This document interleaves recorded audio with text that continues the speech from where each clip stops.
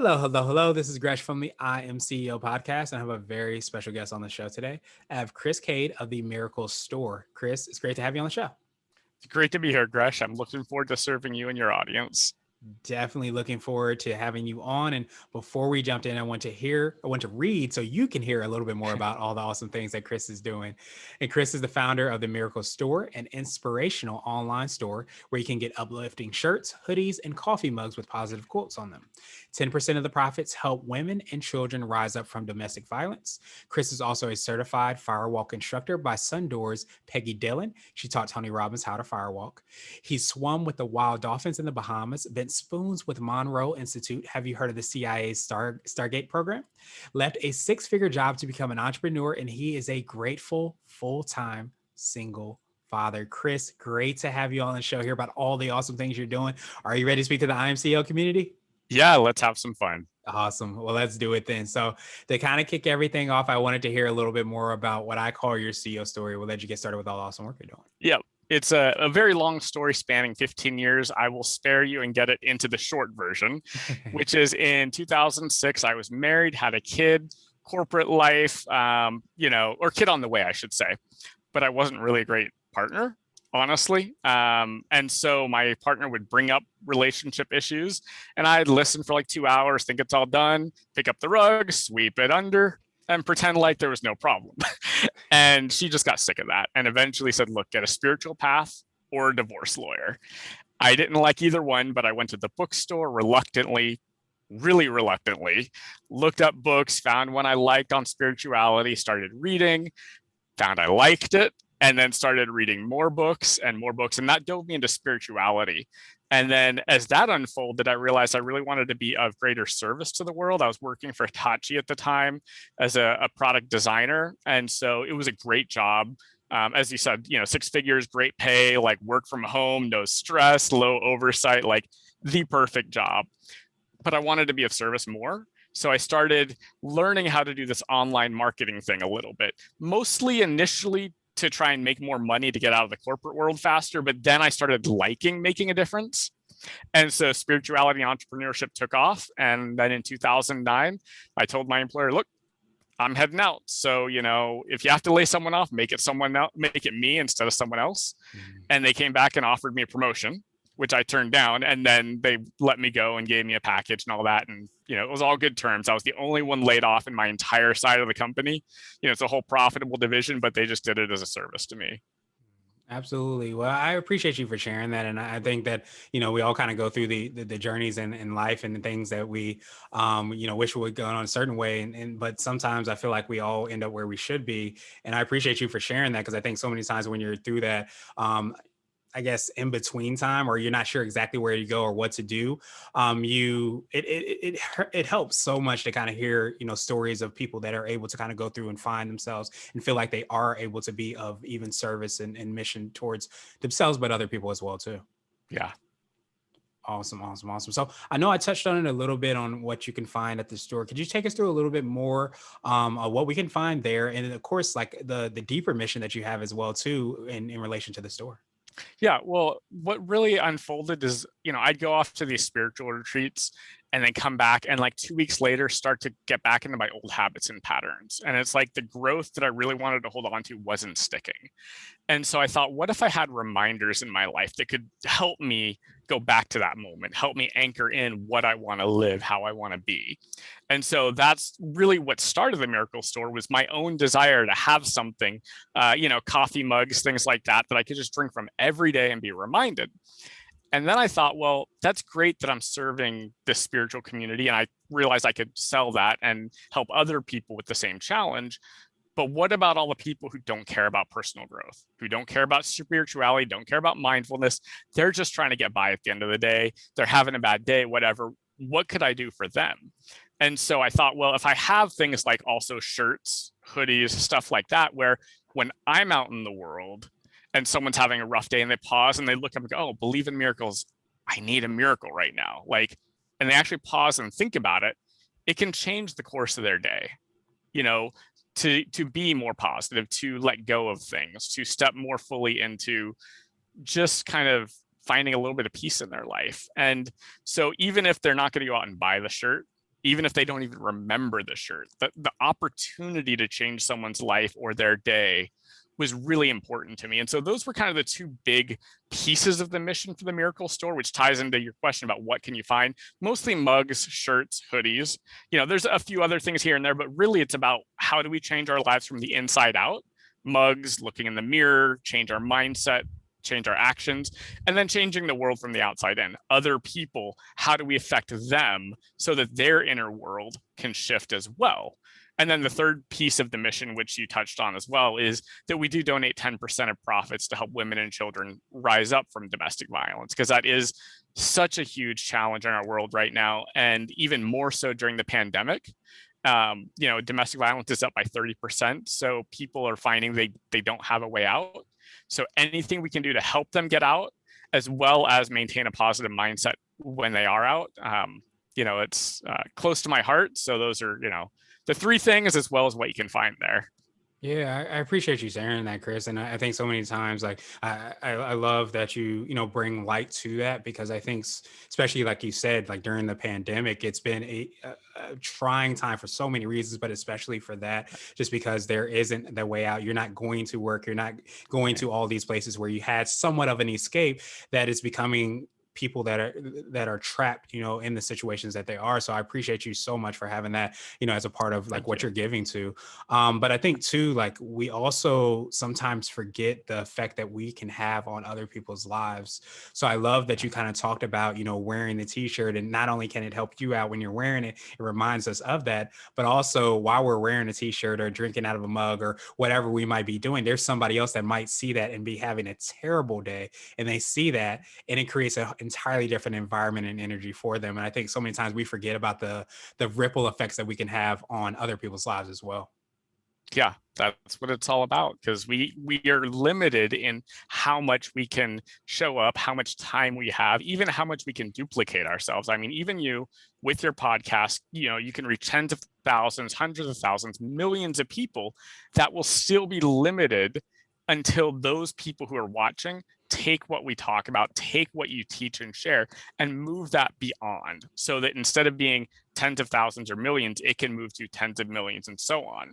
And that ripple effect is the only way we do that. So thank you for having this podcast and bringing to light so much for the entrepreneurial journey and the ways that people can serve you, your audience, and further. Yeah, absolutely. No, I appreciate that. And yeah, so many times we forget that if we are changing the core of the person, then we start to create those ripple effects. So yeah, I just try to hold up the microphone and ask the questions. You are doing all the phenomenal work. So definitely appreciate that, Chris. And so I wanted to ask you now for what I call your secret sauce. And you might have already touched on this, but this could be for yourself or the business or a combination of both. But what do you feel kind of sets you apart and makes you unique? For me, it's that I actually care about living in the present moment, because in business, it's so easy to get pulled into the future or the past, what went wrong, which is good to diagnose and important, where we're going, which is important to see, but we get stuck in those places, and it pulls us apart. We actually don't have that opportunity to just be here right now. You and I conversing, for example, or where does inspiration come from? It doesn't come from the future, and it actually doesn't come from the past. Those places inform who we are right now to create the inspiration for that next great product, that next great marketing campaign. Or maybe we're having trouble with Facebook ads, right? And they're just not working. And we pause and land and then go, okay, there's the inspiration. That's the moment of what I needed to know how to move forward. And it also translates to our relationships, our partnerships. Partners don't want to work with someone who's always in their head. They want someone who's actually going to connect, be there with them, and relate to them as a human being. And so for me, that ability to land in the present moment and be with it however it's unfolding is what allows me to pivot and make shifts and not get stuck into like, this is what the business does, this is what I'm going to do, or this is what everyone else is doing, and because it works for them, I should do that. It's like, okay, these are all things that are fantastic and they're working. Is that the right thing for me, for this business, for the way that I serve? And then to step forward with that in a way that feels personal, relatable, and of course, present. Yeah, I absolutely appreciate that. And I almost feel like, and I don't know if you would echo the same thing, that the present is sometimes the greatest gift that we can have. And I think so many times we can not spend time there, as you said so well. We're thinking about the past or what happened, yesterday, last month, last year, whatever. Or we're thinking about, when I get to this goal, I'm going to do X, Y, and Z, where we're losing the gift of what's right now and kind of how we can influence, even to some degree, both of those things. Absolutely, I agree. That's why they call it the present, because it's a present to live in the Right. present moment. Mhm. But even, our dialogue here, right? It's easy when people come onto your podcast or if they're in PR or interviews or all that to think about all the questions they're going to be asked and try and have that perfect answer for every question, right? And even that takes us away from being right here, right now, because there's a lot of gifts and magic that comes out in the present moment.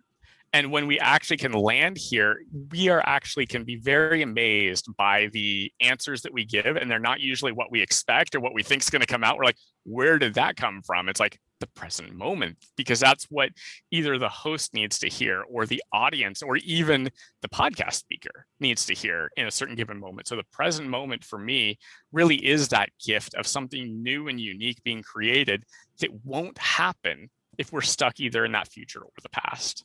Yeah, absolutely. And that stuckness, if that's a word, doesn't allow us to, I guess, I don't want to say manipulate, but maybe move and change to the experiences, the questions that we're talking about on a very Yeah. practical level of what's happening right now and how that manifests itself in the answers and the back and forth interaction that we have. Yeah. Awesome, awesome, awesome. Well, Chris, I wanted to switch gears a little bit, Okay. and I want to ask you for what I call a CEO hack. So this could be like an app, a book, or a habit that you have, but what's something that makes you more effective and efficient? Oh, definitely a book. There's a book called The Power of When. And it's all about our unique I see you nodding, so you're Yes. familiar with it. This unique circadian rhythms that each of us have, and how often we do things out of sync. 50% of our world runs on a 9 to 5 schedule as far as people's circadian rhythm. But 100% of our world tries to operate that way on a daily basis as a business, which leaves 50% of the world going, but I'm not a 9 to 5er. I'm tired at 9, or I'm just getting my energy at 5, or whatever that is. And we always find that it's like we feel like it's our fault. Like, oh, if I could just get with the 9 to 5, I could be more efficient or creative or please my boss or get that raise or whatever it is we're doing, launch out that new project, right? Whatever it is, we tend to blame ourselves when we're not in that 9 to 5 category, or when we're in that 9 to 5 category, but we find ourselves dipping in the middle of the day and we don't realize that our type needs a nap between 1 and 2:30, right? And so for me to realize like my circadian rhythm type is the 9 to 5, and that means that there are certain activities that are optimal for me for when to do creative thinking, when to do networking, to take a nap every day, which I do. I take a 20-minute nap every day to know what's the right amount of time to take a nap. Is it 20 minutes, 30 minutes, 90 minutes? Things like that. When is the best time to exercise? Right? I was starting my morning off meditating, which is a great way for inspiration. But the challenge is in the morning, our goal is to wake up. And meditation literally lowers our brain waves, slows us down, calms us down. And so then we have to pick ourselves up again after that. So I switched to a cool shower and to exercising first thing in the morning. And man, my energy on the first part of the day is great. Shift that meditation to later in the day after my nap when I've taken a nap and I'm starting to come back out of it again. There are much better times for me to do things. And I find I just have more energy. I'm more efficient. So I definitely recommend The Power of When. Read the book, take the test, and then just take like one idea out of the book and use it for like 30 days. And then once you've got that one thing, take a second idea, do it for 30 days, because you don't have to do like the whole thing. Like I was skeptical, honestly, of this guy's approach. And I'm like, dude, I'm a tester. In Silicon Valley, I used to do software testing. So when an entrepreneur or a spiritual teacher says, Chris, here's the truth, go do this thing, I go, that's great. You told me what is your truth. So I'm going to test this out and find out what's true for me. So I went through, the Power of When, found one thing, the cool showers. I'm like, that's crazy. This is stupid. I don't want to do this. Got in and I was like, ooh, I don't like it, right? I was like, I'm not doing that again. But then I'm like, dude, this guy has a lot of science behind him. I should at least give him a chance more than once. So 3 or 4 days later, I took the cool shower again. I'm like, I don't like it. And I kept doing this for like 2 or 3 weeks. Like, I'll just give it a genuine try. And then about 3 weeks in, I woke up one morning and went, I really want a cool shower right now. I thought, what? I've been hating this for 3 weeks and suddenly I want it. And after that, I was like, if I want something like that, this guy's on to something. So I've been doing cool showers every day, I think, except for like a couple days when I was literally sick and couldn't get out of bed. And other than that, for 3 days, cool showers every day. So then I brought in one more thing of his and one more thing of his. And so, yeah, my hack is read The Power of When. Pick one thing that you think you can genuinely do without a problem. Do it for 30 days, see what happens.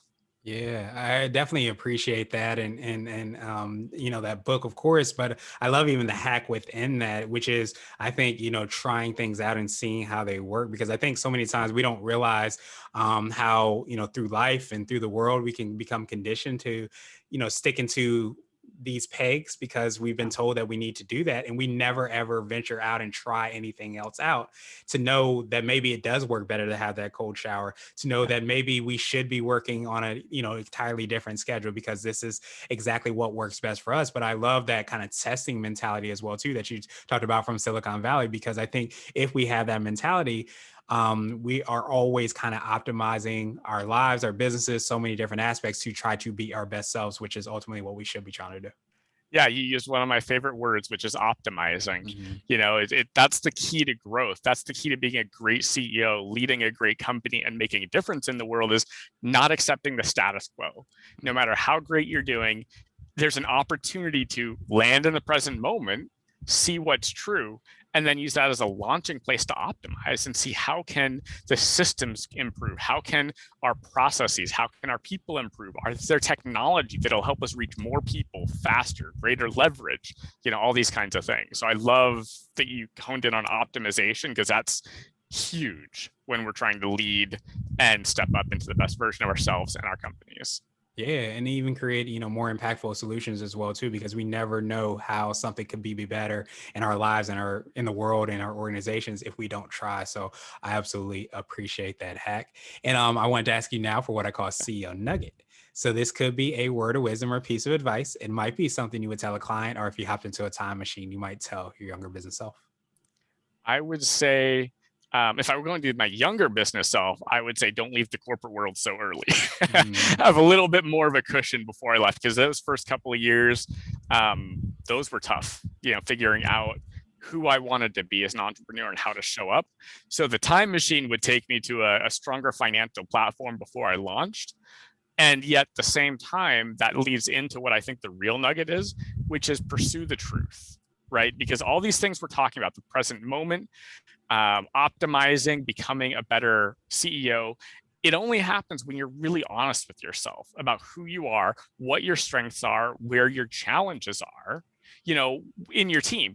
I love when I get to work with people who say, well, I don't really care about placing blame on what went wrong, but I want to understand it so I can improve the process and step forward. And I think when we have that pursuit of the truth above all else, it also relaxes our employees. They feel like, oh, this person cares about me as an individual and is willing to work with me. So when I make a mistake, when an employee makes a mistake, they don't feel like, oh, I can't say anything or it's the end of the world. They go, okay, great. I need to bring this to the CEO immediately so that we can figure out what's going on, why it's happening, because they want to know so we can launch and optimize and all the other things we're talking about. They're rooted in the pursuit of the truth of what's real, even that whole testing and, trying a new thing from The Power of When. It's finding what's really true for you, not just what you think, like you pointed out to. We get stuck in the habits and the ruts and what we think we should do and how we think we should do it, instead of actually pausing and saying, what is true for me? Because that is the gift that allows us to launch into every single thing and to optimize it. Yeah, I absolutely appreciate and love that, because for one, you can definitely whisper that to my younger business self as well too, to just wait a couple years more. Don't be impatient and just do the business and everything. But I love the word pursue. I think that's so powerful because I think so many times when we're thinking about success or truth or whatever it is, we see it as a destination, and once we get there, then we can, kick off the shoes and we're done. But I love that pursuit because I think, as we talked about, during the hack, if it's something that we're constantly trying to optimize, constantly trying to test out, and to get there, it becomes I guess an enjoyable journey, which I think life and business ultimately should be.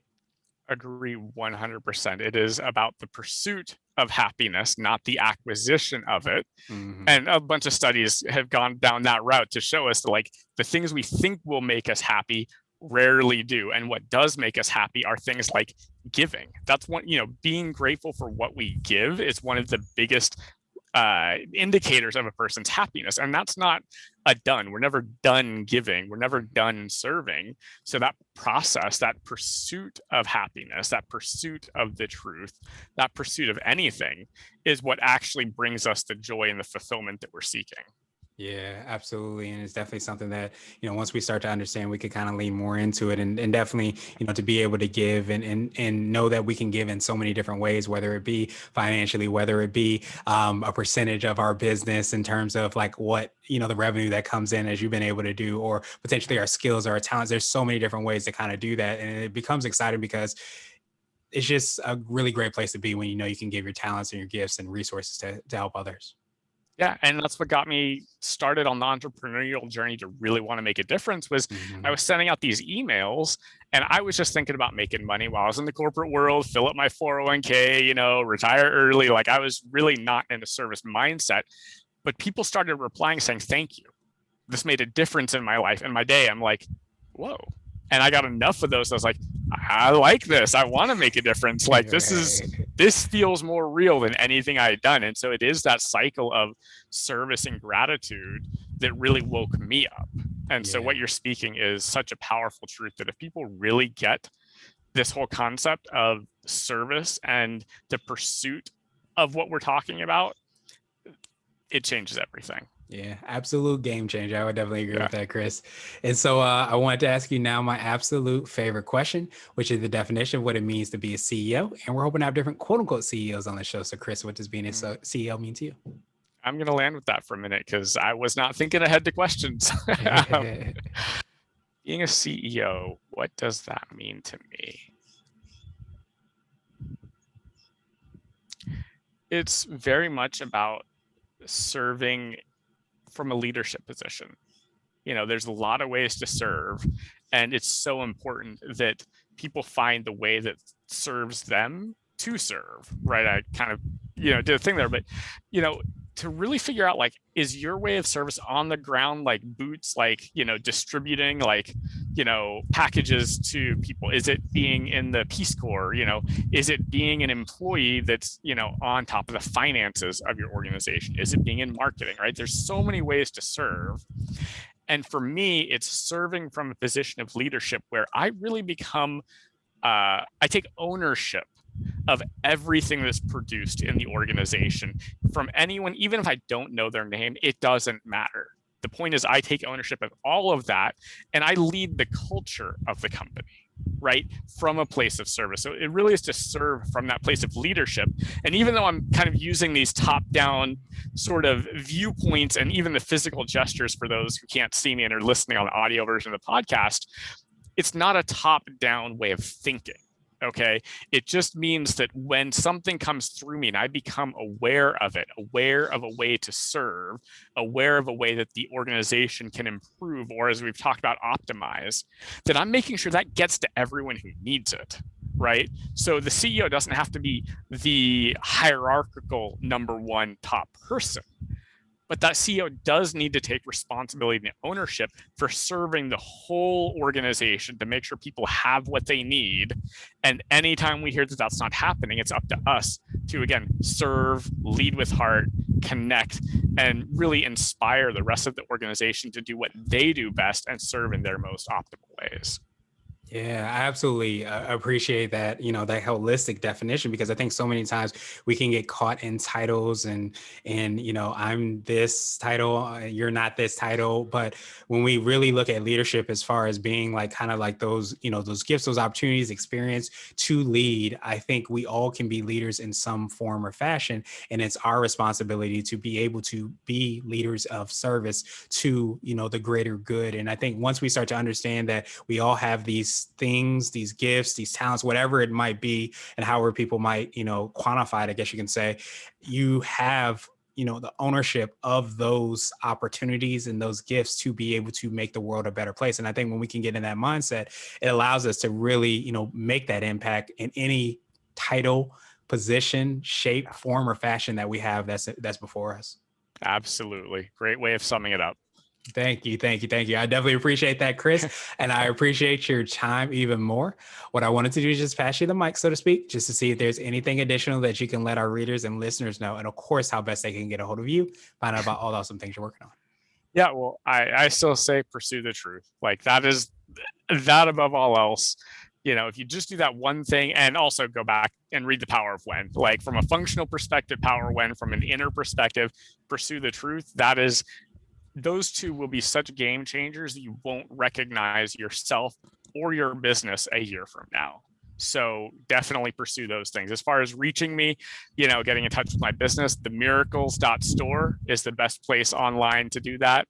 Especially if you find yourself, wanting a little bit of inspiration in your life, or wanting to show up in the world and spread messages of positivity and goodness, and know that you're helping kick back and help women and children rise up from domestic violence. Awesome, awesome, awesome. Well, definitely appreciate that, Chris. We will have the links and information in the show notes. I say so often that if you run your own race, you can never lose. So I appreciate you for reminding us of that in so many different ways, whether we're talking about being a CEO, whether we're talking about how we work optimally, in our lives.